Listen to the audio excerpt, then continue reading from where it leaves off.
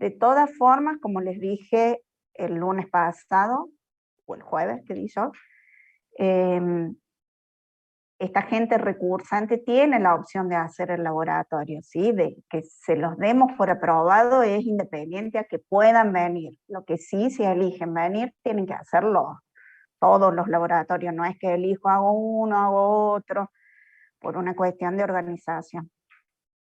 Pero la participación en el laboratorio es para todos. Otra cosa, me ha escrito gente, no tuve tiempo de responder todos los mails, pero gente que tiene superposición con proyecto, entonces que van a estar, o que tienen problemas con el Zoom, que van a estar entrando y saliendo a lo mejor del Zoom. El Zoom está configurado para que puedan ingresar, si se desconectan, volver a ingresar, ¿sí? Puede que demoremos en admitirlo un poquito por el desarrollo de la clase, pero está configurado así, y también entiendo que la gente que no tiene buena conexión, o yo misma que no tengo buena conexión, podemos tener esta consideración. Lo que sí, la gente que está cursando y que tiene superposición de horario, por supuesto que puede entrar, pero están en esa gente de ir siguiendo la clase, ¿sí? Está programada, bueno, como les decía acá, y hay actividades de participación, hay grupos, hay asistencia, entonces, bueno, en esos momentos tienen que estar conectados y tienen que ir siguiendo la clase, ¿no es cierto? Otra recomendación importante, esto para todos, es si estén al día con química analítica. Química analítica tiene mucha carga de contenido, no es una materia que la puede estudiar 2 días antes del parcial. Ahora que recién empezamos, por ahí está bueno ir adelantando las guías, tenerlas medianamente encaminadas. Entiendo que a veces se les puede resultar alguna duda o algo que pueden consultar por mail o en la próxima clase, pero no se dejen estar, no piensen que es una materia que la puedan estudiar 2 días antes del parcial. ¿Alguna duda con esto? ¿El cursado o algo en general? Bien, entendiendo que muchos ya han visto el video en donde se explica error, voy a hacer hincapié en dar el tema, por supuesto, explicar, obviamente que ustedes tienen el teórico, voy a dar el tema práctico, pero necesito darles algunas consideraciones teóricas y qué se ve en la parte práctica, en la parte de efectivamente resolver los ejercicios. No hay dudas, voy a poner a grabar y a comenzar el tema.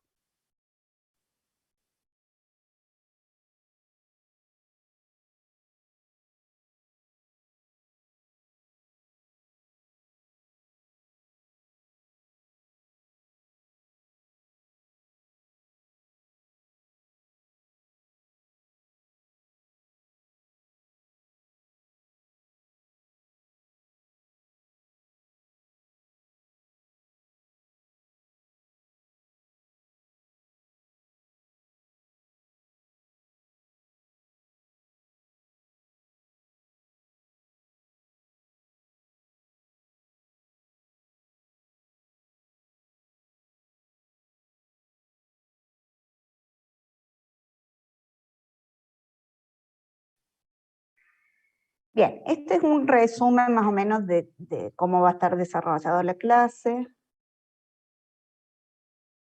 Podemos ir modificando. Bien,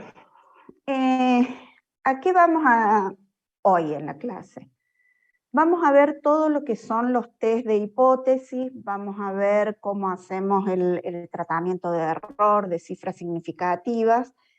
Entonces me gustaría ir a detallar la metodología de trabajo que vamos a tener cada vez que apliquemos un test de hipótesis, ¿sí? Cada vez que yo quiera comparar dos laboratorios, dos personas que están trabajando en un proceso, un nuevo método con un valor verdadero, distintos análisis que se van dando en la química analítica requieren de una metodología de trabajo que implica generar hipótesis, ¿sí? Entonces, hay una forma estructurada de resolver todo lo que son estos test de hipótesis. Lo primero que yo tengo que hacer es plantear la hipótesis apropiada, lo que yo creo que va a suceder. Supongamos que estoy comparando dos métodos. Le pongo un nombre, pero puede ser para cualquiera de los casos que nombre recién. Siempre la hipótesis nula, la hipótesis primera, es que nada cambia, que esa diferencia que obtengo en los datos en los dos métodos que estoy comparando es por una cuestión de errores aleatorios, ¿sí? Entonces, el planteo de la hipótesis nula siempre es que nada cambia. Pero tengo que tener en cuenta una hipótesis alterna en caso de que rechace esta hipótesis nula. Entonces siempre se plantea una hipótesis nula y una hipótesis alterna. Una vez que yo sé tengo planteadas las hipótesis, calculo el estadístico. El estadístico puede ser T, puede ser F. Vamos a ir viendo los distintos estadísticos según el caso que esté analizando. Hago el cálculo y luego tengo que determinar el estadístico crítico, ¿sí? El que me va a dar la tolerancia, me va a permitir a mí si acepto o rechazo esta hipótesis. ¿Qué tengo que tener en cuenta cuando determino el estadístico? El estadístico crítico se saca de la tabla. ¿Qué tengo que tener en cuenta ahí? Que hay tablas que informan según grados de libertad y tablas que tienen número de observaciones. Entonces, muy importante ver en la tabla que les toque trabajar si son grados de libertad o si son números de observación. Si es grado de libertad, generalmente es n-1. Tomar la decisión de aceptar o rechazar, ya vamos a ver en ese caso las distintas opciones que tengo, los límites de confianza con los que trabajo, y en función de aceptar o rechazar, yo tengo que dar conclusiones. Estas conclusiones no es acepto o rechazo. Estas conclusiones ya vamos a ver que tienen una forma de expresarse que incluye el porcentaje de confianza en el cual estoy trabajando, que si no dice nada siempre va a ser 95% de confianza, y atribuir los errores, ¿sí?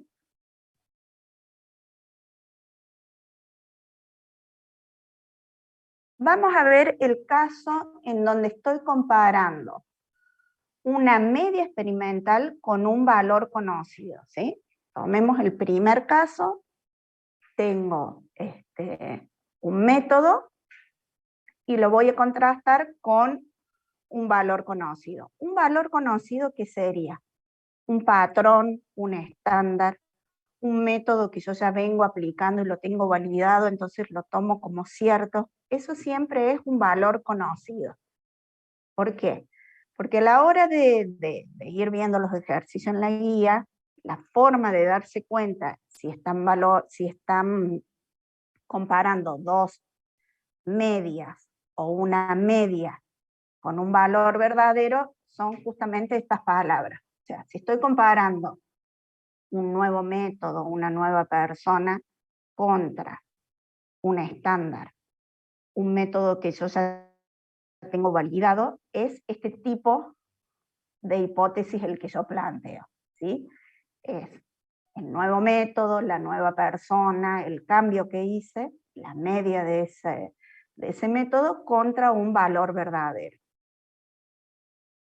Como les decía, la primera hipótesis, la hipótesis nula, es que nada cambia, que este valor medio experimental es igual al valor verdadero, contra la hipótesis alterna a que son distintos.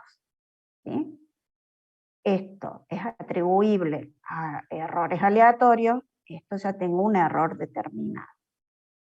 Cuando tengo este tipo de hipótesis, se trabaja con la tabla a dos colas, y ya vamos a ir viendo qué significa esto. ¿Qué quiere decir? Que yo tengo una zona en donde acepto, pero el valor de rechazo puede estar en cualquiera de los dos extremos. Por eso son las dos colas. Pero también puedo tener la hipótesis nula de que el valor experimental es igual al valor verdadero, o el valor experimental es mayor o igual al verdadero o menor o igual al verdadero. ¿Sí? Puedo tener estos otros tipos de, de planteo de hipótesis en donde hay una tendencia, ¿sí? O le atribuyo que este nuevo método me está dando resultados por encima del valor verdadero o por debajo del valor verdadero. Esto quiere decir que hay una tendencia, y esto, cuando hay un mayor igual o un menor igual, se transforma en una cola, en test de una cola. ¿Sí? Entonces, la zona de rechazo va en la campana de Gauss, va a uno de los extremos. ¿Queda claro esto? O sea, cuando trabajo con dos colas, el error, la zona de rechazo, se distribuye en los dos extremos. Ya cuando tengo una tendencia por encima o por debajo del valor verdadero, toda la zona de rechazo me lo junta en uno de los extremos, en una de las colas. Y acá es importante, las tablas que tenemos en estadística, las tablas que van a encontrar en el apunte, es esta, es la tabla de dos colas, ¿sí? Toda esta zona es el 95%, ¿sí? Acá es la zona de aceptar y es el 95%, hablando para 95% de confianza, ¿no es cierto? Quiere decir que el 2,5 y el 2,5 de la zona de rechazo está distribuida en estos dos extremos. Para trabajar con una cola al 95% de confianza, ¿qué va a pasar? Voy a tener 95% toda esta parte, y acá voy a tener el 5% de zona de rechazo. ¿Sí? Entonces, esta tabla, no hay tablas para 95, 90, o sí las hay, pero para usar la misma, esta tabla de una cola al 95% es el mismo valor que si fuera al 90% la tabla de dos colas. ¿Entiendes? Este 0,5 lo pongo acá, se transformaría en una tabla del 90% de confianza de la tabla de dos colas. Entonces, por eso que cuando trabajo en una sola cola, uso la tabla T del 95% de confianza para dos colas, pero leo en la tabla del lado, en el 90%. ¿Queda claro esto? ¿Por qué se usa la misma tabla? Sí, profe. Sí, profe. Bárbaro. Profe, Sí. un chico está pidiendo si lo aceptan para entrar a la reunión. Bueno.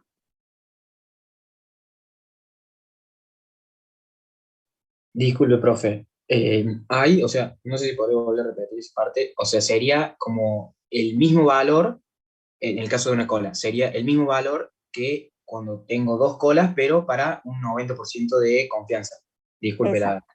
Sí, sí, es tal cual, es tal cual. La misma, la tabla del 90% de dos colas es el valor que le correspondería a la del 95% para una cola.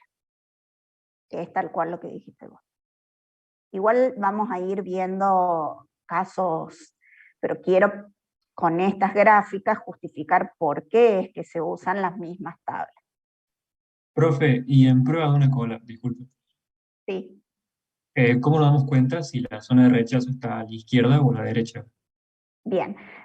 Vamos a ver si vamos a ir viendo ejercicios en la guía en donde, porque eso, saber también si es de una cola o de dos colas, lo va a dar el enunciado del ejercicio. Por ejemplo, si vemos que todos los valores, supongamos que me dice mi valor verdadero es 10, y el nuevo método me arroja 10,5, 10,11, todos por arriba de 10, estoy viendo una tendencia de que ese nuevo método, están todos los valores por encima de mi valor verdadero. ¿Sí? Entonces quiere decir, esperen que vuelvo, quiere decir que mi nuevo método tiene una tendencia por encima, ¿sí? Es mayor, es mayor que mi valor verdadero, ¿sí? Otro indicio de que es de una cola es un ejercicio, supongamos que hay una anomalía en el proceso, supongamos que hubo un derrame de cierto, no sé, trabajo una concentración de hidróxido de sodio, y yo sé que por un problema se derramó de más. Entonces yo ya estoy esperando de que la concentración de hidróxido va a aumentar, entonces lo tengo que plantear como de una cola. Pero eso vamos a ir viendo a medida que veamos la resolución de cada ejercicio.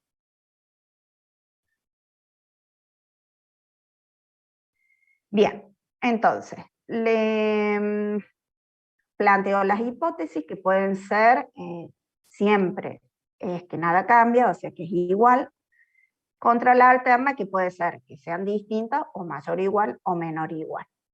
Una vez que planteo la hipótesis, tengo que calcular el estadístico. En este caso es el estadístico T, con la media de esos valores y el valor verdadero. Fíjense que hay dos formas, es exactamente la misma fórmula, digamos, solamente que acá la raíz pasa acá arriba. Es lo mismo, pero de todas formas decidí incluírselas para que no les parezca distinto. Estas fórmulas, como les dije el jueves, la van a tener tanto el día del parcial como el día del examen. Lo que sí van a tener todas las tablas, todas las fórmulas juntas, ustedes tienen que decidir cuál uso. ¿Cuál uso? Fíjense que se habla de valores absolutos, porque estamos más o menos. Entonces, esto lo tienen que calcular ustedes con la calculadora, con los datos que se les dan. Este valor les puede dar ya la media, o le puede dar los 5 o 6 valores y ustedes tienen que calcular esa media y esa desviación estándar. Digamos, la media puede ser ya dato o la van a deber calcular ustedes. Y acá hago otro paréntesis. Siempre que tengan serie de datos, tienen que ver la prueba Q, que ya volvemos. Ya la vamos a ver, creo que al final. Pero si ustedes tienen una serie de datos, tienen que aplicar la prueba Q, que es para ver si hay algún dato que se pueda rechazar. Son para datos que se notan sospechosos. Pero independientemente de eso, volvemos. Ustedes calculan les va a dar una T calculada. ¿Sí? T calculada, generalmente yo la sé escribir con el subíndice de calculada. La T crítica es la que yo saco de tabla y va a depender. Fíjense que esta tabla dice grados de libertad. Pueden encontrarse con tablas que digan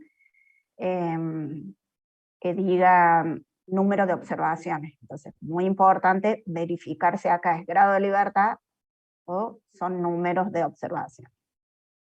Supongamos, no sé, con 6 grados de libertad, me voy al 95%, 2,45 es mi T crítica. Si fuera una prueba de una cola, con 6 grados de libertad, en vez de leer acá, leo acá. 1,94. Pero no quita que en las conclusiones va a ser con un 95% de confianza.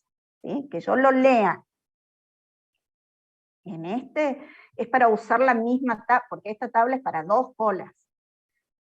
La tabla de 2 colas la puedo transformar al 95% leyendo acá, pero en la conclusión va a ser con un 95% de confianza. Entonces, si es un test de 2 colas, leo en el 95%, si es de una cola, leo en esta columna de acá.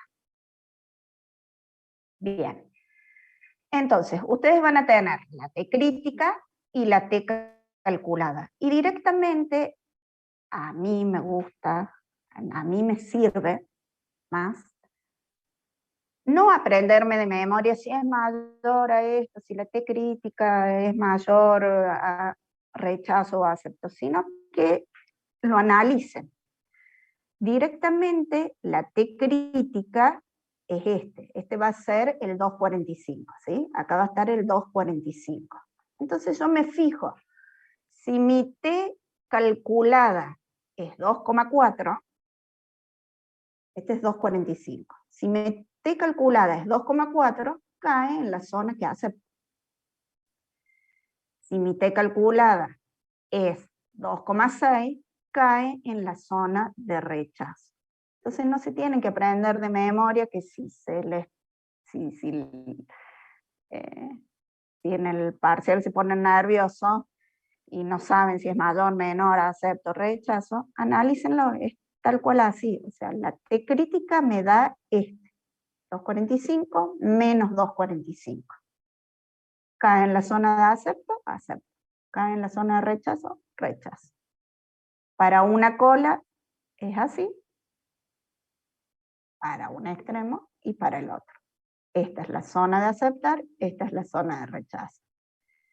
Por eso el más menos, porque es 2,45 menos 2,45. Bien, entonces,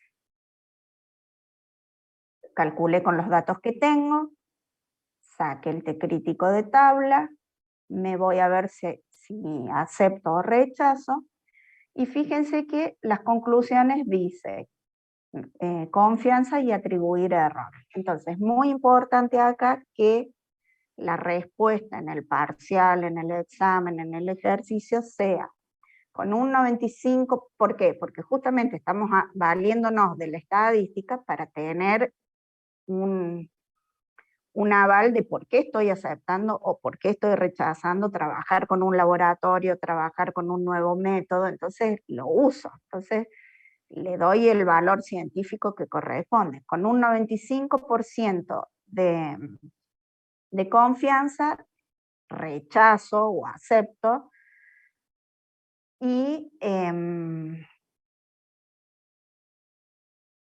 también tiene que estar traducida para alguien que no siempre entiende estadística, porque aceptar, rechazar no nos dice nada, sino que si acepto, quiere decir que ese valor distinto es atribuible a errores aleatorios, ¿sí? Pero que el nuevo método es válido en el caso de aceptar. Si rechazan, no, ya hay algún error determinado, entonces no puedo por lo menos usar ese nuevo método. Ese sería cuando estoy comparando un valor, una media experimental, con un valor verdadero. ¿Qué pasa cuando estoy comparando dos medias experimentales? La metodología de trabajo va a ser siempre la misma. Planteo la hipótesis, calculo el estadístico, busco el estadístico crítico y tomo la decisión.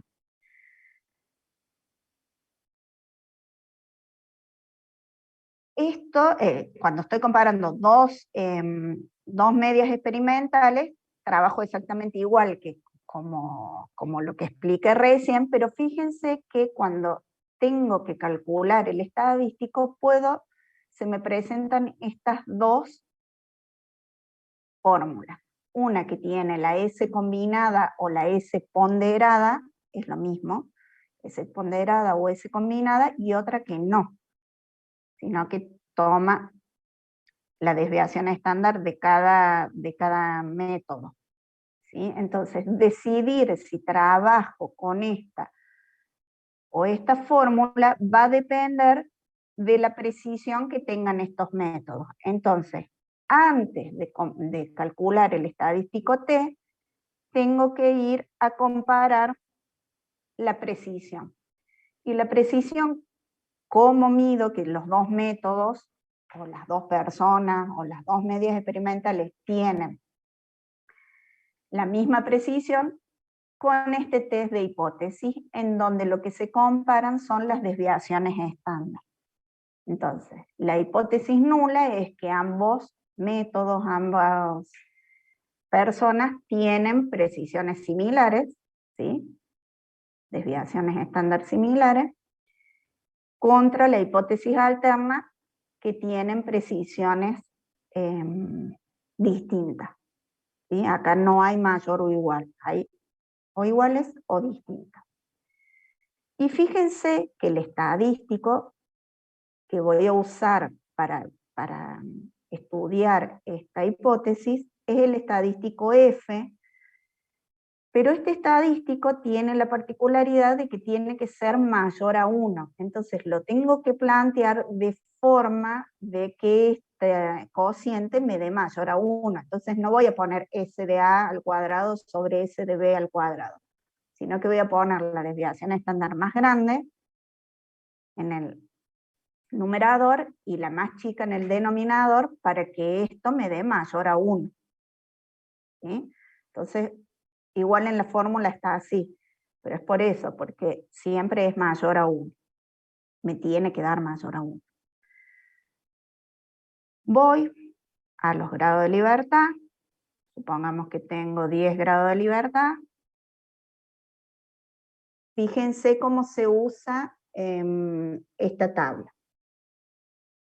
Acá va a entrar los grados de libertad del numerador, o sea, me tengo que fijar acá, supongamos que este sea A y ese B, que N es igual a 6 y N es igual a 6, los dos igual.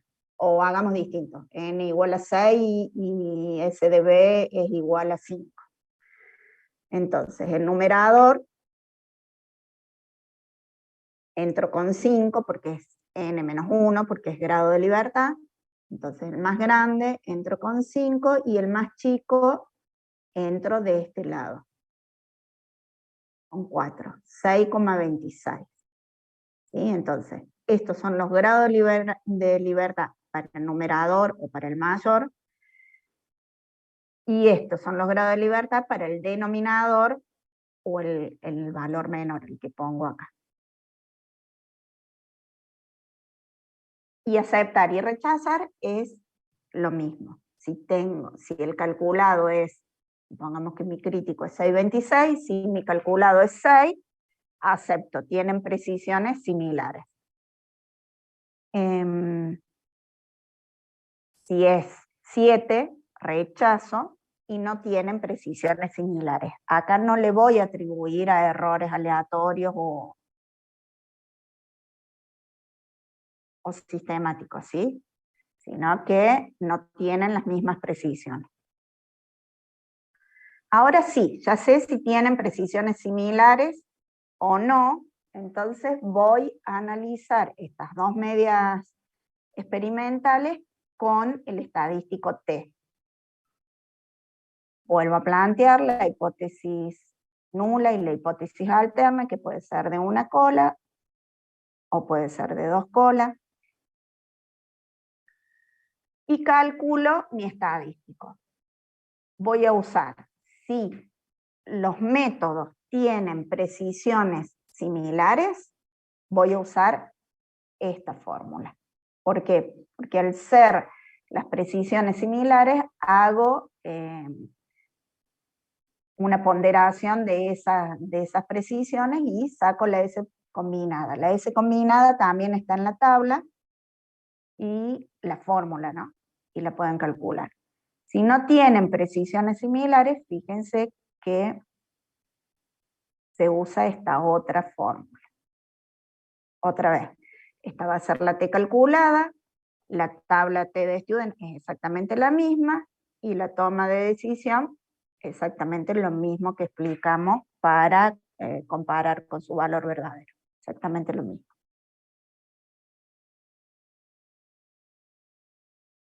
¿Dudas ahí?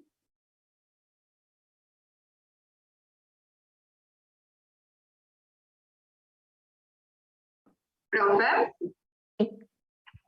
¿hay qué se consideraría similar? ¿Más o menos cuánto?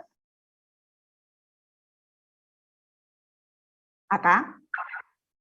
Sí, en la tabla. Cuando hacemos numerador dividido denominador, ¿qué se consideraría como similar y con qué valor ya decimos no son similares? Acá en la precisión me estás hablando. Sí, sí, sí. Bien. Siempre es el mismo esto, ¿no? No es con qué consideraría o no. Vos tenés la calculada, ya sea F o T, y la crítica. Entonces, a vos te va a dar, supongamos, la F era 626, habíamos visto. Entonces, el 626 es tu F crítico acá. Si el calculado es mayor a 626, rechazas. Quiere decir que no tienen la misma precisión. Y si es menor a 626, aceptas el F. Y ahí decís que tienen precisiones similares. Cada aceptar o cada toma de decisión está validado por esto, ¿no es cierto? Por el F calculado y el F crítico, el T calculado, el T crítico. No es que yo lo tomo, me parece, no, es así. Si es mayor, rechazo, y si es menor, acepto. Listo. Para todos. Para toda toma de decisión tienen que ir a esto, solo que yo no lo fui escribiendo, no fui repitiendo la campana en todos, pero acá es exactamente lo mismo, o sea, planteo la hipótesis, calculo este es el F calculado, este es el F crítico, y tal cual la toma de decisiones con ese, si es mayor o menor. Listo, gracias. Lo mismo acá, cuando estoy comparando dos medias, es exactamente lo mismo. Siempre la decisión es si es mayor o menor. Les decía yo que para no aprendérselo de memoria, a mí me resulta como infalible esto. O sea, de hacer el dibujito y de tener bien claro cuál es la zona de rechazo y cuál es la zona de acertar. Pero si se lo aprenden, no hay problema. Profe, ¿podría repetir en exactitud cuándo usamos una fórmula y cuándo la otra? Cuando yo, primero que todo, cuando yo tengo dos métodos, ¿no? Estoy comparando dos métodos o dos personas, o sea, estoy comparando dos medias experimentales. Acá no tengo el método validado, no tengo el estándar, estoy comparando al laboratorio A con el laboratorio B, a la persona A con la persona B, a dos medias experimentales. Ninguna es ciertas, son medias experimentales. Entonces, lo primero que hago es, del laboratorio A, tengo una serie de mediciones en donde tengo media y desviación estándar, y del laboratorio B tengo media y desviación estándar. Entonces, arranco comparando la precisión, comparando la desviación estándar de los dos laboratorios, las dos personas, los dos medios experimentales. Comparo precisión.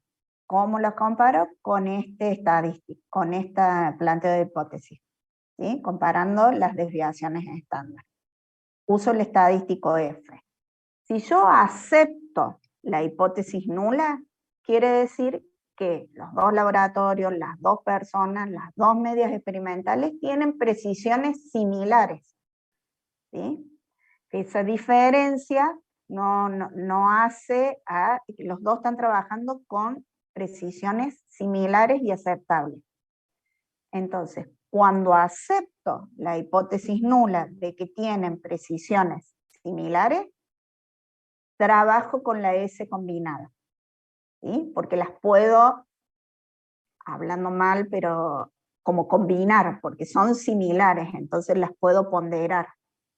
Y trabajo entonces, si yo acepto la precisión, las puedo comparar y hacer una S combinada.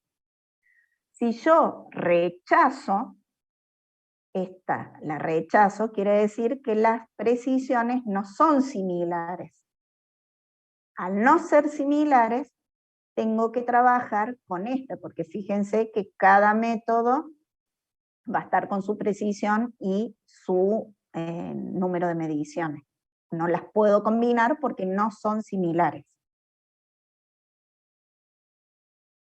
Ahora sí, profe, gracias.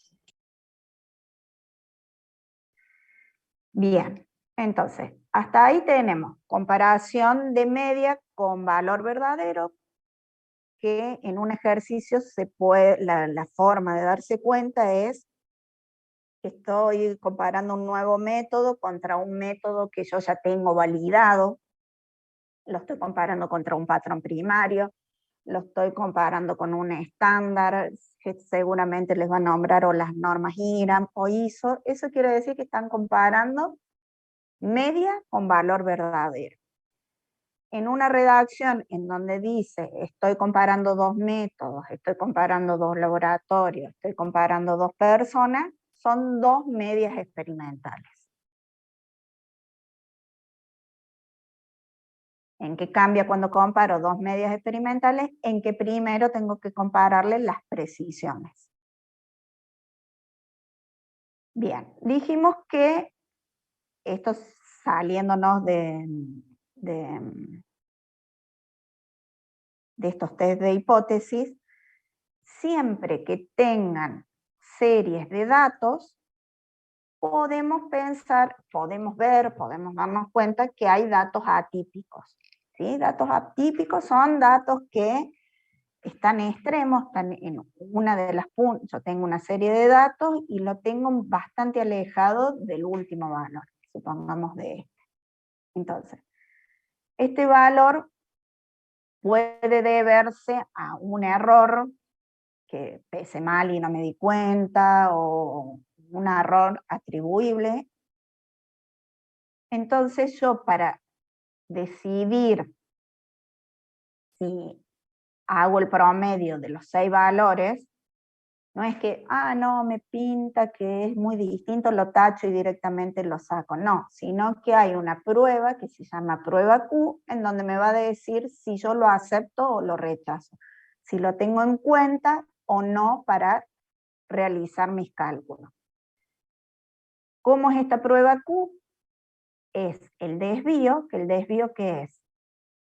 Es este valor extremo, que yo dudoso, atípico, menos el valor del que le sigue inmediatamente. Fíjense que acá hay más dispersión acá que acá.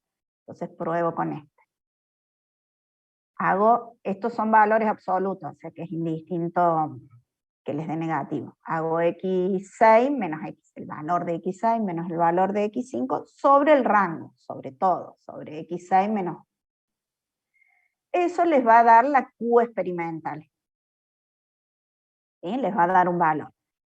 Y este es el Q crítico. Fíjense que siempre es el experimental y el crítico, ya sea Q, T, F, siempre es el que ustedes calculan contra el crítico, que siempre es el de tabla. Y esto es lo que les quería mostrar. Fíjense que acá, esta tabla es con número de observaciones, no con grado de libertad. ¿Sí? Entonces, y tienen incluso, si rechazan, no aceptan, está directamente ahí. Entonces, ustedes, siempre que no les diga, es 95% de confianza, son 6 valores, Q crítico, 0,625. Si este valor que ustedes calcularon es menor, aceptan. Quiere decir que hacen el promedio de los 6, lo tienen en cuenta. Si es mayor a 0,625, rechazan. Entonces, este automáticamente desaparecen y hace el promedio con este. Eso va a ser para todos los ejercicios en el que tienen una serie de datos. ¿Sí? Profe, En el enunciado no va a estar haga la prueba Q, sino que ustedes lo van a tener que hacer como sistemático. Sí, y si me da el valor igual, da la casualidad que me da justo igual, ¿qué lo hago? aceptas. Lo aceptas. Lo aceptas. Otra cosa que también Ok. viene, me hiciste acordar con esta pregunta, es, fíjense que la tabla F o la tabla T, fíjense que del 10 al 15 no están todos los valores. Pueden que los tengan o pueden que no los tengan. En general, siempre en un parcial o en un examen les damos un valor que justo esté en la tabla, pero si les diera, por ejemplo, grado de libertad del ejercicio 14, toman el más cercano, tomaría el 15, 2,3. ¿Sí? Son como cosas a ir teniendo en cuenta. En los ejercicios, en los parciales, siempre buscamos que los ejercicios ustedes tengan todos los datos en la tabla, pero si ocurriera de que no está en la tabla, siempre buscan el más cercano. Si son 14 grados de libertad, trabajan con 15, si fueran 11 o 12, trabajan con 10.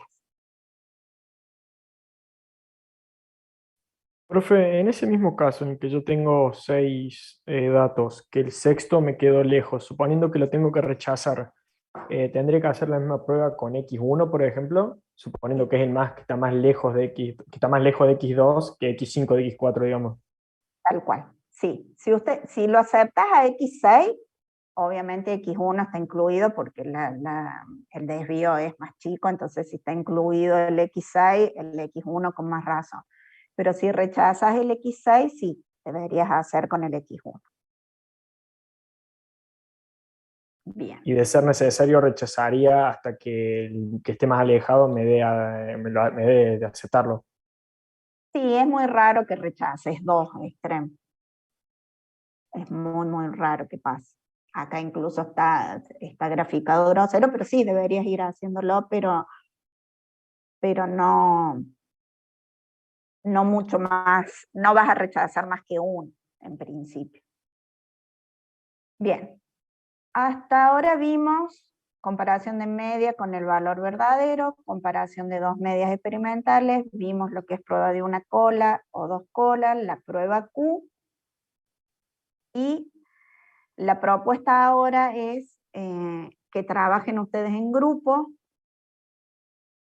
que nos van llamando si tienen alguna duda. No sé si han podido resolver alguno de los ejercicios. Yo no iría a los primeros que todavía no vimos error de cifra significativa, ¿no? Esto es error, pero no expresión. Yo arrancaría con el ejercicio 6, 7, no el 10, que es prueba de análisis por pareja, que todavía no lo vimos. Pero arrancaría del 6 al 9, que vayan resolviendo en grupos, armen los grupos ustedes, si les parece. Y, esperen un segundo. Y después harían, o sea, me van llamando, nos llaman a Cele, me llaman a mí, y yo de todas formas voy a ir entrando. Y después tenemos, bueno, un trabajo de participación que van a tener que responder como la otra vez, y el análisis por pareja y lo que es cifra significativa. Denme un segundo, así puedo armar los grupos. ¿Les parece o tienen dudas de algo? No, profe, está bien. Bárbaro. Entonces podrían resolver del 6 al 9 cualquiera de ellos. Tengan en cuenta esos tips de leerlo y releerlo para ver si es que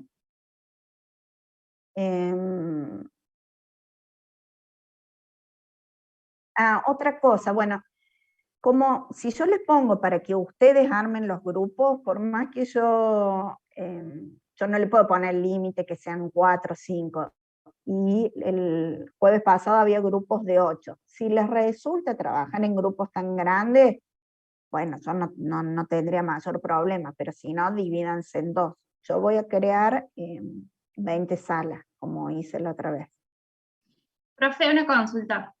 Cuando justificamos si se rechaza o se anula una hipótesis, cuando ponemos que son errores aleatorios o determinados, en los que son determinados, ¿hace falta que especifiquemos si son personal, instrumento o esas cosas o no? Lo vas a saber, o sea, ¿a qué voy? En la redacción de estos ejercicios simples vos no vas a tener tanta información. Sí tenés que saberlo teóricamente cuando rindas el final en un teórico para defender y darte cuenta cuál es uno u otro. Ahora, a los fines del parcial y de estos ejercicios es error determinado. Sí, ahí no siempre vas a tener la información como para atribuir a personal o de... ¿Me explico? O sea, teóricamente lo tenés que saber, no hace falta desarrollarlo en un parcial. Ah, sino bueno. aleatorios y a determinados. Sí, en un examen final o en un coloquio o en lo que fuere, sí tenés que saber cuáles son esos determinados, cuáles podrían ser. Listo, gracias, profe. Por nada. Bueno, genero los grupos y esperen que pongo... bueno, pongo 40 minutos...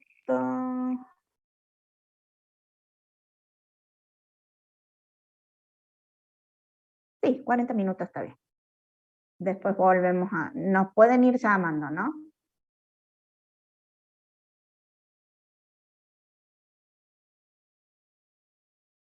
Ahí generé, tienen que ir entrando ustedes. Cualquier cosa me van a llamar.